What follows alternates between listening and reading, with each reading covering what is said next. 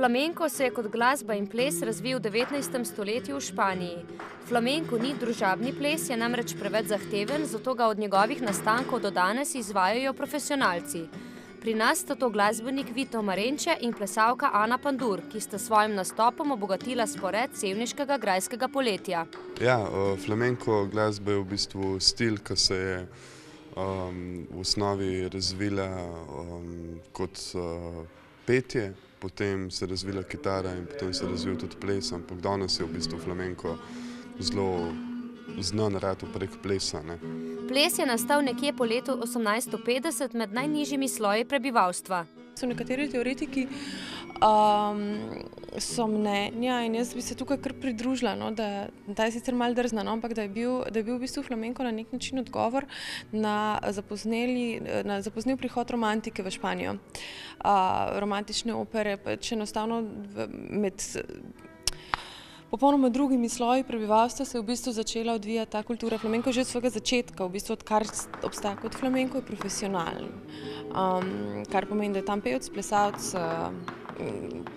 glasbenik, ki pač to dela za to, da je plačan, obstaja lokal, tiste, ki se mu reče tabla flamenko in v bistvu od tam izhaja. Vito Marenče se je zanj navdušil kot najstnik. V času srednje šole, ko sem še se učil klasično kitaro in sem bil tudi naslednji glasbenik, sem igral jazz.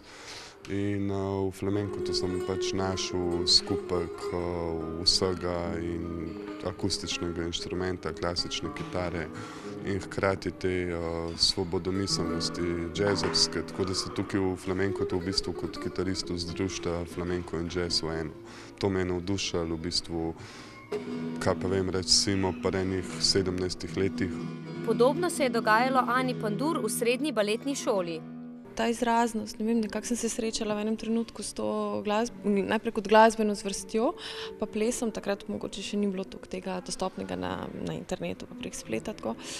In me je nekako zagrabilo, potem sem se pa po končani gimnaziji, v bistvu sem prekinila študij v Ljubljani za nekaj časa, da sem šla za 2 leti prav študirati flamenko v Španijo, pa sem se vrnila, tudi končala študij in potem tukaj nadaljevala. Marenče kot glasbenik deluje tudi v tujini.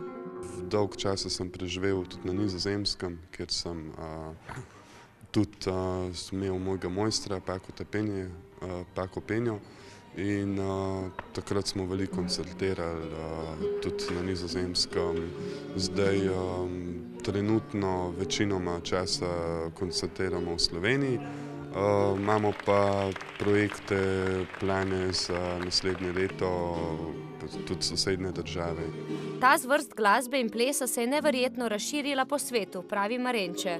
Glede na to, da izvira iz Španije, postaja tako kot nekako kot ostale glasbene zvrsti, ne vem, mogoče tango ali pa jazz ali pa te razne etno glasbe, tudi kubanska glasba pa tako, so se razširile tudi po celem svetu, tako da flamenko je dejansko v vsaki državi je plesna šola, v vsaki državi so flamenko kitaristi, tako da postaja flamenko v bistvu globalna glasba. Marenče je edini v Sloveniji kot avtor ustvarja to glasbo, Pandurjeva pa poučuje ta ples v svoji plesni šoli.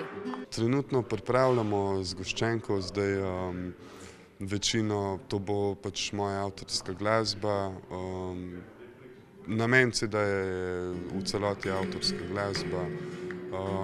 Nisem se še odločil, ali bom šel v Španijo, da bom to posnel, ali bom to naredil v Sloveniji.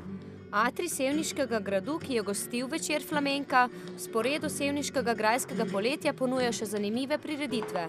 Ta konec tedna bo tako potekala tradicionalna likovna kolonija Arspekta.